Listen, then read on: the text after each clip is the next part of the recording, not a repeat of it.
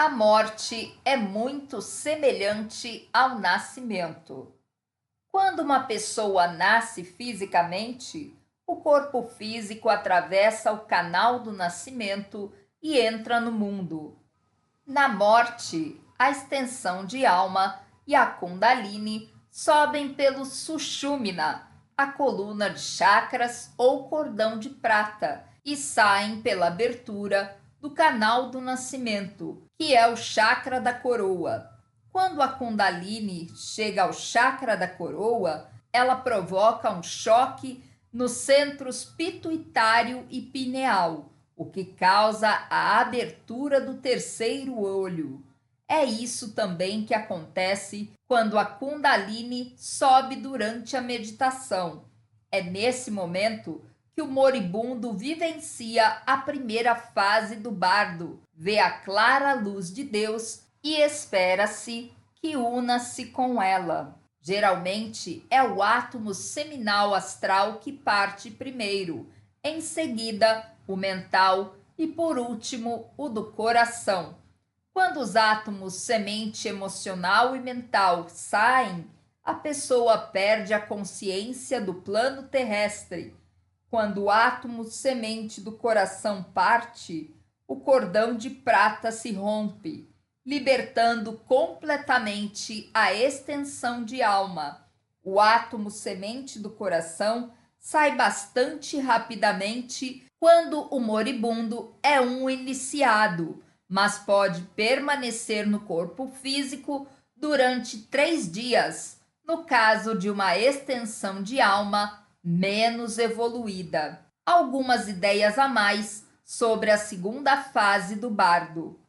Se a extensão de alma desperdiça a primeira fase do bardo, ela dispõe de uma segunda oportunidade para unir-se com a clara luz de Deus.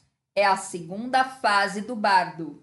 A extensão de alma, porém, precisa ter consciência de algumas coisas para não ficar confusa. Como vimos, com a subida da Kundalini, o terceiro olho se abre. Isso faz com que a pessoa se torne psíquica, podendo ver todo tipo de imagens e de figuras e possivelmente ouvir música. O mais importante é que ela se concentre em alcançar o nível de realização divina mais elevado possível e se empenhe em unir-se com a luz. Muitas imagens e pessoas que o moribundo vê, embora pareçam totalmente reais, são apenas formas pensamento. Os sonhos também parecem completamente reais. Num certo sentido, a segunda fase do bardo é um período de sonhos.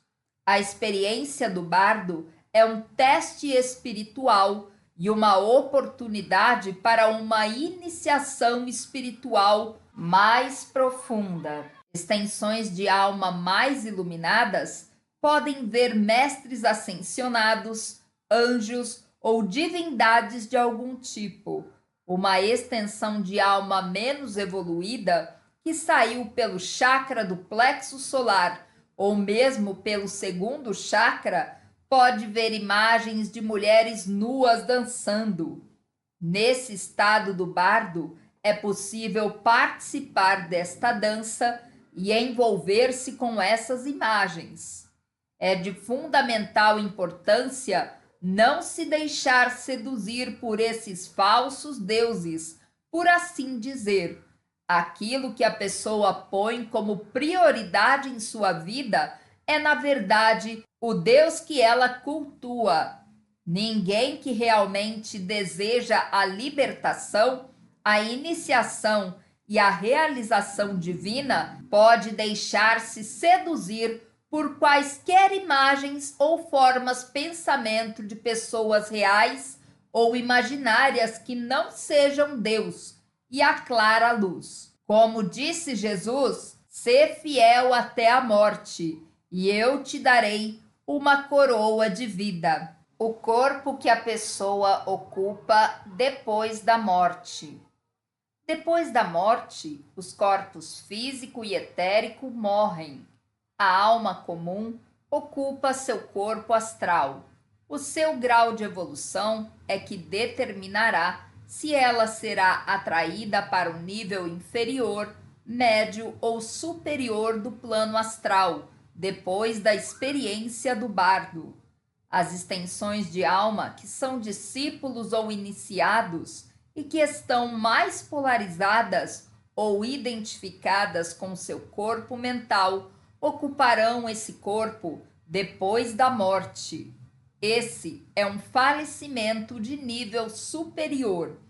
Esta dimensão de realidade que trata do plano mental da realidade é chamada de Devachan. Os iniciados e mestres que forem ainda mais evoluídos ocuparão seu corpo espiritual, o corpo de luz búdico, átmico ou glorificado. A cada iniciação, a pessoa morre para um corpo e passa a ocupar o seguinte, de vibração mais refinada. É na ascensão que ela ocupa o corpo de luz glorificado e então opera nas dimensões monádica e logóica da realidade. Não disse Jesus: na casa de meu pai há muitas moradas? Os corpos astral e mental são realmente libertados nesses níveis superiores de maestria e iniciação. Quanto mais elevada for a dimensão para a qual a pessoa é atraída, maior será o nível do céu e mais bela e maravilhosa será a vida ali. Por isso, é muito importante esforçar-se para obter o maior desenvolvimento espiritual e a maior realização divina possíveis nesta vida e compreender os princípios da arte de morrer. Fazendo isso, podemos chegar ao falecimento mais elevado possível. A morte e a retirada da energia dos quatro corpos. No processo da morte, a alma ou eu superior retira primeiro a energia do corpo físico. O segundo estágio da morte é a retirada da energia do corpo etérico. O terceiro estágio é a retirada da energia do corpo astral e o quarto, a retirada do corpo mental. Depois que o hormônio da morte é liberado, uma espécie de tremor psíquico acontece no sistema de quatro corpos. Esse tremor afrouxa e começa a romper a ligação que existe entre os nadis, o sistema nervoso etérico e o sistema nervoso físico. O corpo etérico fica então livre para sair pelo ponto escolhido, dissolve-se gradualmente e morre. No iniciado avançado, essa dissolução do corpo vital pode ocorrer rapidamente, mas é um processo lento numa extensão de alma menos evoluída.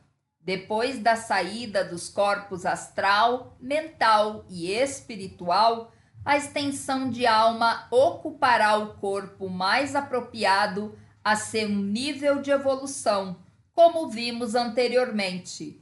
Em casos de morte súbita, por acidente, suicídio, assassinato, ataque cardíaco inesperado, guerra e assim por diante, o processo da morte ocorre muito mais rapidamente.